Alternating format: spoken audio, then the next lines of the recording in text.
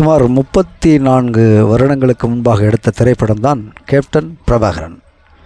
மிக சாதுரியமாக எடுத்த படம். திரு விஜயகாந்த் அவர்களுக்கு 100வது படம், மிகப்பெரிய வெற்றியை கொடுத்த படம். அநேகருக்கு 100வது படம் மிகப்பெரிய வெற்றியை கொடுக்கவில்லை என்ற போதிலும் திரு விஜயகாந்த் அவர்களுக்கு அது மிகப்பெரிய வெற்றியை கொடுத்தது.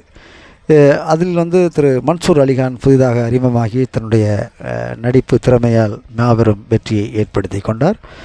அதுபோல் பார்த்தீர்கள் என்றால் அதில் விஜயகாந்த் அவர்களுக்கு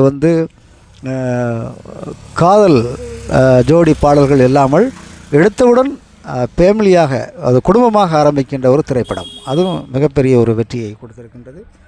பல ஆக்ஷன்களை கொடுத்து அந்த நாட்களிலே ஒரு ஜீப்பு எப்படி பிறண்டு கீழே உழுவுது அப்படிங்கலாம் பார்த்தோன்னா பயங்கரமாக திரு ஆர்கே செல்வமணி அவர்கள் இயக்கியிருந்தார். இது இப்போது பார்க்கின்ற பொழுது இவர்கள் எப்படி இதை யோசித்தார்கள் என்ற அளவுக்கு நாம் பார்க்க வேண்டியிருக்கின்றது. எப்படி யோசித்து இதை எடுத்தார்கள் என்றால் மிக பிரம்மாண்டமான ஒரு திரைப்படம். அதில் எந்த விதமான குறை சொல்வதற்கு இடமில்லை. அது ரீஎன்ட்ரியாக இருக்கிறது இந்த திரைப்படம். கேப்டன் பிரபாகரன் மிகப்பெரிய வெற்றி படம் தான் என்று சொல்ல வேண்டும். ஏனென்றால் இப்பொழுது கார் ரோப்பில் பறக்கிறது, இப்போ ஆள்லாம் சில பேர் இறந்து போகிறாங்க. ஆனால் அப்பொழுதே கார்லாம் அப்படி உருண்டு போகிற மாதிரி சீன்லாம் காட்சி அமைப்பு மிக அருமையாக இருந்தது. அதெல்லாம் பார்த்திங்கன்னா அந்த யார் நம்ம பேர் லிவிங்ஸ்டன் அப்படி நடந்து குதிரை விட்டு இறங்கி நடந்து வர்றதெல்லாம் பார்த்திங்கன்னா இதெல்லாம் எப்படி சிந்திச்சாங்கன்னு தெரியல. அப்படி நடந்து அப்படி அவ்வளோ தூரம் நேச்சராக எடுத்த ஒரு திரைப்படம் தான்.